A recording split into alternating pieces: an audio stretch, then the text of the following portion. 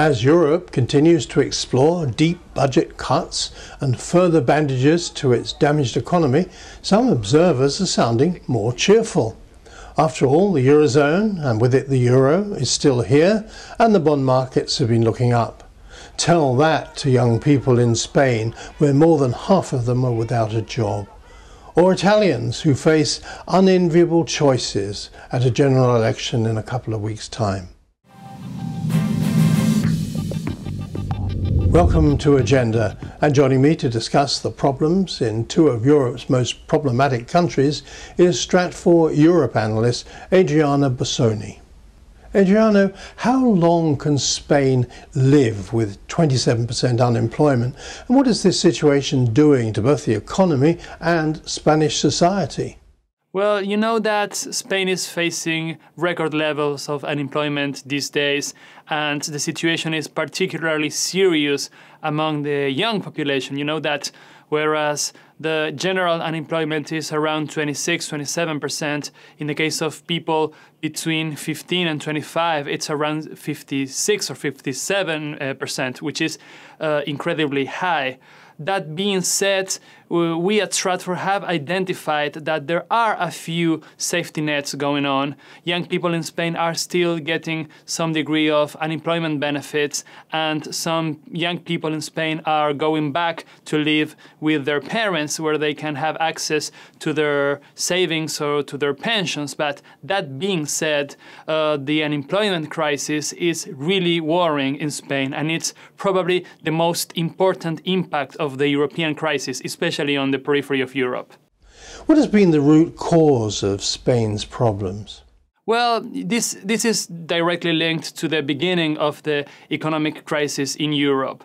For most of the first decade after the creation of the euro, Spain was able to borrow at really low interest rates because its currency was linked to Germany, and that created first a public debt bubble in Spain. You know, you've heard about the real estate bubble in Spain, and that in turn created a sovereign debt problem, which is the current phase of the European crisis. And now everywhere in Europe, and particularly in countries such as Greece, Spain or Portugal, we are in this vicious circle in which governments don't invest and don't spend, banks don't lend because they are worried about the economic situation, and people don't consume because either they have lost their jobs or they are afraid of losing their jobs. So this is a vicious cycle in which most countries in the European periphery are trapped.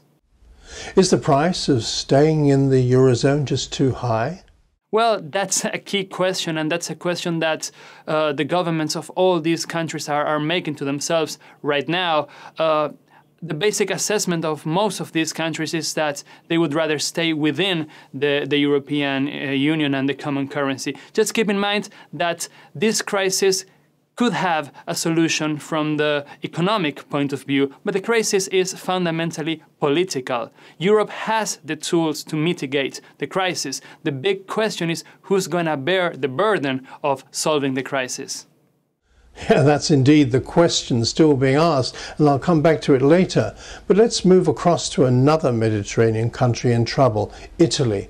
And while the economy is better than that of Spain, because Italy still produces a lot of luxury goods that many markets want, there are other issues, all coming up to a head in the forthcoming election. Well, you know that the Italian economy has been growing at very low rates even before the crisis. So what the European crisis is currently doing is highlighting some structural problems that were already there before the crisis. The Italian economy has been losing competitiveness for a long time. Labor costs have been going up for a long time. The Italian state has been largely inefficient for a long time. And what we are seeing right now is an exacerbation of trends that were already there before the crisis. And regarding your question about the election elections, what we see right now is a center-left being the most likely winner, but that will not be enough, and the center-left will probably have to reach an agreement, a coalition agreement with former Prime Minister, outgoing Prime Minister Mario Monti. That being said, we can expect a very, very strong and very vocal opposition from Berlusconi, and especially from this anti-system party known as the Five Star Movement, which is going to be one of the main characters or main actors in the coming political scene in Italy. Berlusconi seems to be running a campaign based on anti-German sentiment. Will that wash? Do people want him back despite his past history?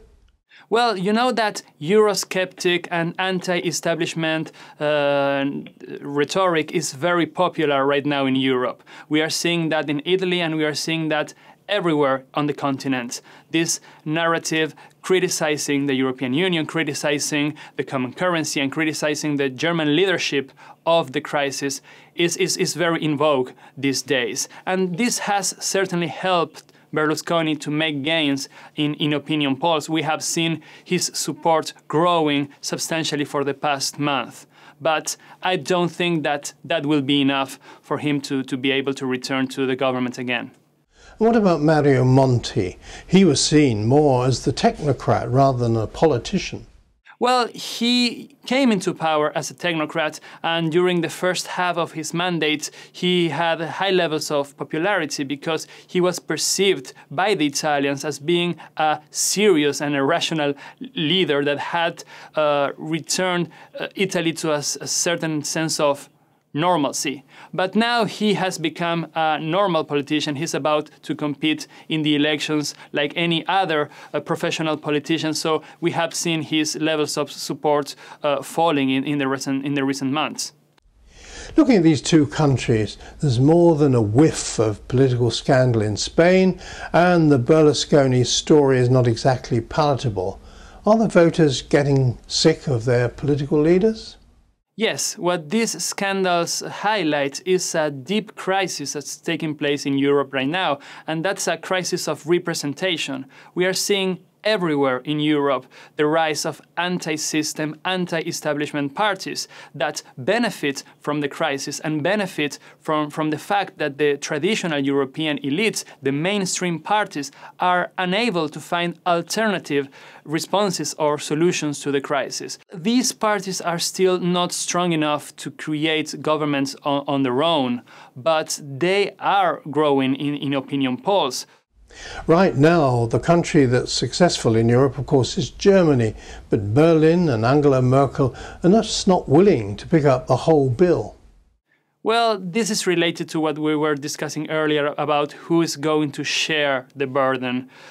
Countries in the core of the European Union, particularly Germany, but to a certain extent the Netherlands, Finland, Austria, and other key countries in Europe, consider that most of the burden has to be carried by the periphery through austerity measures, through economic reforms, through labor reforms, while countries in the periphery, such as Spain, Italy, Greece, consider that because they are the strongest economies in Europe, countries at the core should be doing more and should be investing more and should be spending more and should be importing more and should be financing more policies towards growth, you know.